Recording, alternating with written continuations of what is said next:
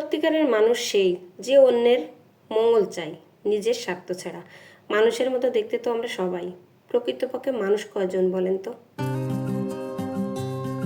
আসসালামু আলাইকুম, আশা করি সবাই ভালো আছেন। আমি কিয়া আবারও আপনাদের মাঝে একটা নতুন ব্লগ ভিডিও নিয়ে হাজির হয়ে গেছি। অনেক দিন পর একটা ব্লগ ভিডিও নিয়ে আসলাম আপনাদের সামনে। সবাইকে টিপস ভিডিও উপহার দিই, তো অনেক দিন টিপস ভিডিও দিতে দিতে একঘেয়েমি হয়ে গেছে। আজকে আমি ব্লগ ভিডিও নিয়ে আসলাম। দেখেন সকালের অবস্থা, সকালে রান্নাঘরে গৃহিণীদের যে অবস্থা থাকে সেই অবস্থা আমারও। তো আমরা গৃহিণীরা সারাদিন কাজ করলেও কিন্তু কাজ শেষ হয় না যদি না পরিকল্পনা করি। একা হাতে সংসার সামলাতে হয়, তো আমাদের পরিকল্পনাটা আগে দরকার। আমি যে কাজটা করি, আমি প্রথমে একা হাতে যেহেতু কাজ করতে হয়, তো পরিকল্পনা করি, মানে প্রথমে ভেবে নিই যে কোন কাজটা শুরু করব, কোন কাজটা শুরু করলে কাজটা খুব তাড়াতাড়ি হবে। আর সেটা দেখি রান্নাঘর থেকেই কাজটা শুরু করলে খুব তাড়াতাড়ি কাজটা হয় আর কি। কারণ আমি যদি ঘর গোছাতে যাই তাহলে আমার ঘরগুলো সম্পূর্ণ গোছানো হয় না, কারণ ছোট ছেলেটা তো ঘুমিয়ে থাকে, বড় ছেলে স্কুলে চলে যায়, কিন্তু ছোট ছেলে তো ঘুমিয়ে থাকে। আর যার কারণে একটা রুম কিন্তু বাকি থেকে যায়, আবার আসতে হয় গোছাতে। তার কারণে আমি রান্নাঘর থেকে আর কি কাজ শুরু করি। দেখেন আমার হাতে যে স্প্রেটা দেখতে পাচ্ছেন, এই স্প্রেটা কিন্তু আমার হাতে বানানো। তো আপনাদের দেখিয়েছিলাম যে এই যে স্প্রেটা কতটা কার্যকারী। এই স্প্রে 1 থেকে 2 বার ব্যবহার করলে ঘরে যত মাছি আছে সব মাছি কিন্তু চলে যায়। তো মাছির অত্যাচারে তো আমরা অতিষ্ঠিত। এই স্প্রের ভিডিও যদি কেউ দেখতে চান আপনারা গিয়ে দেখে আসতে পারেন। তো এটা কিন্তু অনেক উপকারী, যার কারণে আপনাদেরকে আরেকবার বলে দিলাম। আর এখন আপনাদের সাথে একটা গুরুত্বপূর্ণ বিষয় শেয়ার করতে যাচ্ছি। এখানে দেখতে পাচ্ছেন মধু, 3টা বোতল, একটা বোতল শেষ হয়ে গেছে আর 2টা বোতল নতুন। তো আমি এই 2টা বোতল অনলাইন থেকে অর্ডার দিয়ে নিয়ে এসেছি। একটা হচ্ছে লিচু ফুলের মধু আর একটা হচ্ছে কালো জিরে ফুলের মধু। তো যে বিষয়টা হয়েছে, এই মধু 2টা আনার পরে আমার ছেলেরা কখন যে কোনটা খায় তার কোনো ঠিক নেই। মধু ওরা পছন্দ করে। দেখা যায় যে যখন খায় তখন একেবারে গা বেয়ে চারদিক দিয়ে পড়তে থাকে আর নিচেই পড়ে আঠালো আঠালো একটা ভাব হয় আর কিচেনটা নোংরা হয়। তার কারণে ওয়ান টাইম যে প্যাকেটগুলো আছে, এই যে প্যাকেটগুলো, এই প্যাকেটটা আমি কেটে নিচ্ছি। আর এই প্যাকেটের একটা অংশে আমি রাখবো 2টা মধু আর কি নতুনটা, আর একটা যেটা খালি হয়ে গেছে আর একটা তেলের বোতল আরেকটা অংশে রাখবো। তো এভাবে যদি কিচেনটা গুছিয়ে রাখা যায়, এতে করে কিন্তু আমাদের কাজটা অনেক কমিয়ে আসে। কারণ এটা যতবার নিচে যদি রাখা হয়, যতবার ওরা খাবে ততবার এটা নোংরা হবে। এছাড়াও তেলটা যখন ব্যবহার করা হয় তখন দেখবেন গা বেয়ে পড়ে, নিচে একটা তেল তেলে ভাব হয়ে যায়, তো বারবার পরিষ্কার করা লাগে। তো এভাবে যদি রাখা হয় তাহলে কিন্তু বারবার পরিষ্কার করার ঝামেলা থাকে না।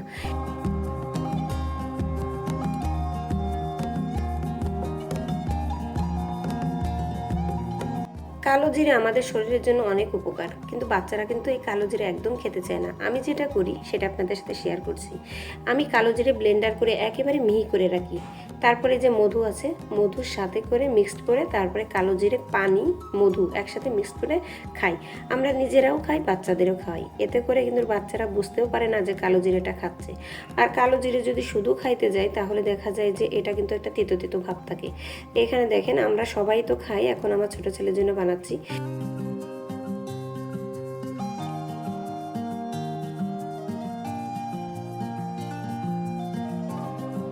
এই যে আমার ছেলে ঘুম থেকে উঠেছে, এখন আমি এইটা দিব, দেখবেন একবারেই খেয়ে নিবে।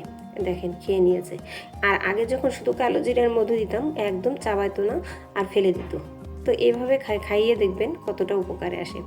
বন্ধুরা, আমি জানি না, আমার ভিডিওতে ইদানিং ভিউজ একদম কম। আমি নিজেও অ্যাক্টিভ না, নিয়মিত ভিডিও দিতে পারছি না। আর আমার ভিউজ যারা আছেন, আমার আর কি সাবস্ক্রাইবার যারা আছেন, তারাও একদম অ্যাক্টিভ না।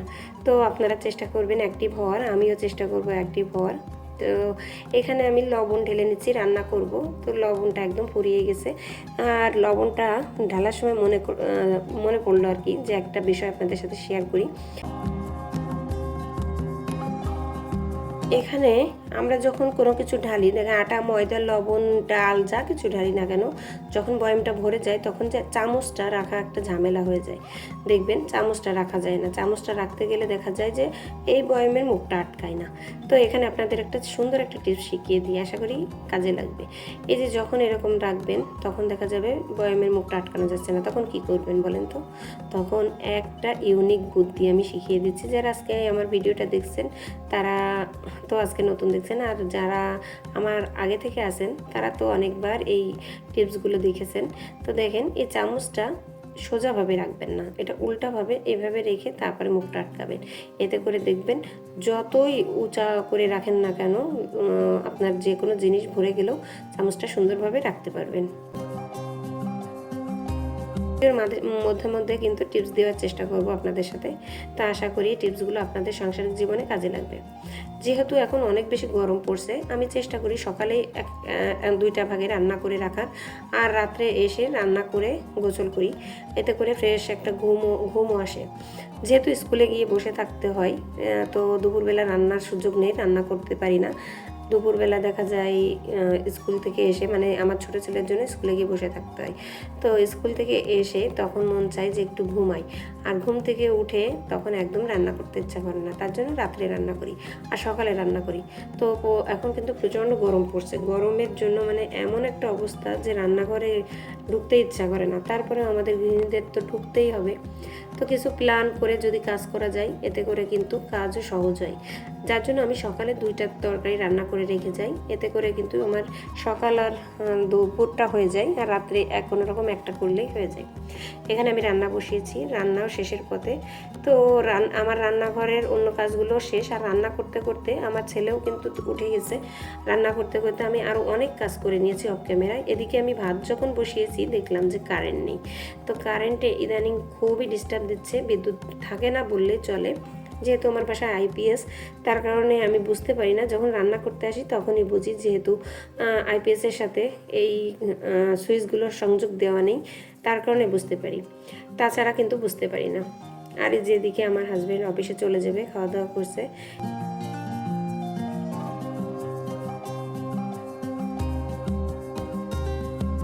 বন্ধুরা, এখনও পর্যন্ত যারা একটা লাইক দেননি তাদের কাছে অনুরোধ থাকবে, প্লিজ একটা লাইক দিয়ে দিবেন, আর নতুন বন্ধু হলে সাবস্ক্রাইব করে পাশে থাকবেন। যারা এতদিন ধরে আমার ভিডিও দেখছেন তাদেরকে জানাই অসংখ্য অসংখ্য ধন্যবাদ।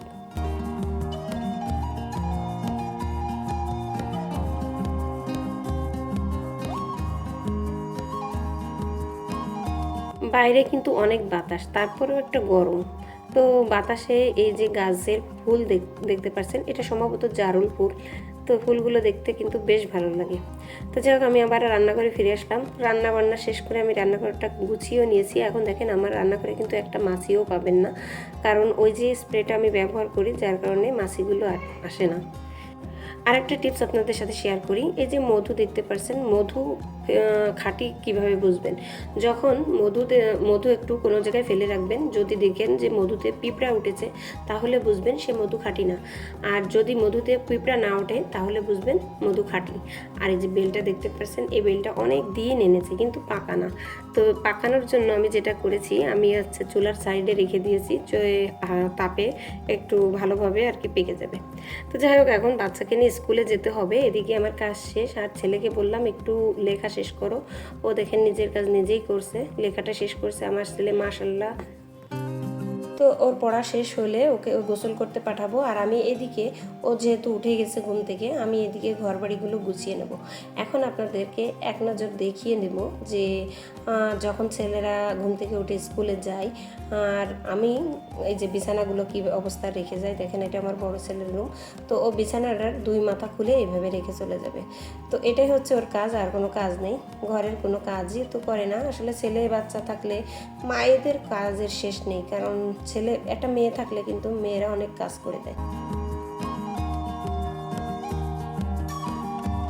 তো আমি আমার কাজ ইতিমধ্যে সেরে ফেলেছি, এখন শুধু ঘরবাড়িগুলো গুছানো বাকি আছে। ঘরবাড়ি গুছাতে গুছাতে খালা চলে আসবে, এদিকে খালা ঘর মুছে ফেলবে, আর আমি এদিকে রেডি হয়ে ছেলেকে নিয়ে স্কুলে চলে যাবো। আর আমার ব্যালকনি বাগানটাও আপনাদেরকে এক নজর দেখিয়ে দিলাম। আর অফ ক্যামেরায় আমি আমার 3 রুম গুছিয়ে নিয়েছি, ডাইনিং ড্রয়িং দিয়ে সব কিছু গুছিয়ে নিয়েছি। আর আমি যখন ঘর বাড়ি গুছাই, আমার ছোটো ছেলেটা দেখেন কি করে, একেবারে বিছানাটা যখন টান টান থাকে, ও এসে বিছানাটা আরও দলাপ করে। তো কি আর করা, ছোটো বাচ্চা থাকলে এটুকু তো করবেই, কিছু করার নেই। আর আমার ছেলে পড়ার টেবিলটা সবসময় এলোমেলো রাখে, তাও আমি গুছিয়ে নিয়েছি। একটা মানি প্ল্যান্ট গাছ রেখেছি, কারণ মানি প্ল্যান্ট গাছ আমার কাছে অনেক অনেক অনেক অনেক ভালো লাগে।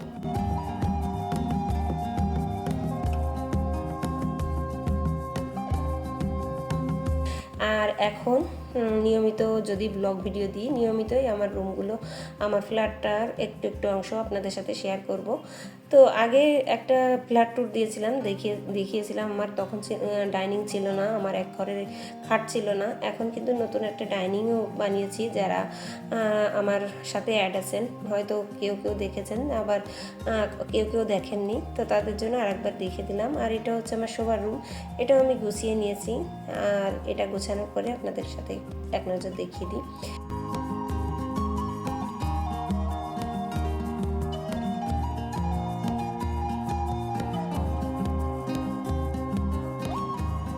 জানি না কজন এই পর্যন্ত ভিডিও দেখবেন।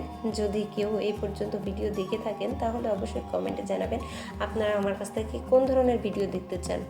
আমার কিন্তু ব্লগ ভিডিও দিতেই বেশি ভালো লাগে, যেহেতু টিপস ভিডিও দিতে গেলে অনেকটা সময় আর কি, অনেকটা পরিশ্রম করতে হয়, অনেক মাথা খাটিয়ে বের করতে হয়, তো সেই সময় সুযোগ হয় না। আর ব্লগ ভিডিওটা করতে যেহেতু প্রতিদিনের কাজ, সেটা করতে আমার কাছে ভালো লাগে এবং ভিডিওটা করতেও ভালো লাগে।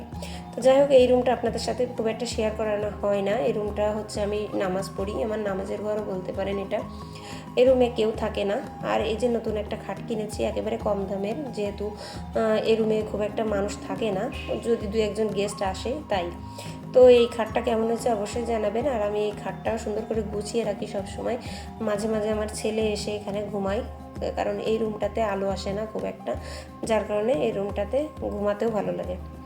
তো আমি কিন্তু কথা বলতে বলতে ভিডিওর একেবারে শেষ পর্যায়ে চলে এসেছি। আর আপনাদেরকে আমার 3 রুমই কিন্তু দেখিয়ে দিলাম, 3 রুম গোছানোটা। আর এই রুমের জন্য একটা পাপোশও নিয়েছি, খুব সুন্দর সবুজ, মনে হচ্ছে যে ঘাস একদম। তো এই পাপোশটাও কিন্তু আমার কাছে অনেক অনেক প্রিয়। আর ভিডিও শেষ প্রান্তে এসে আপনাদের কাছ থেকে বিদায় নিয়ে নিচ্ছে। আগামীতে আবারও নতুন ভিডিও নিয়ে হাজির হয়ে যাব। সে পর্যন্ত সবাই ভালো থাকবেন, সুস্থ থাকবেন। আল্লাহ হাফেজ।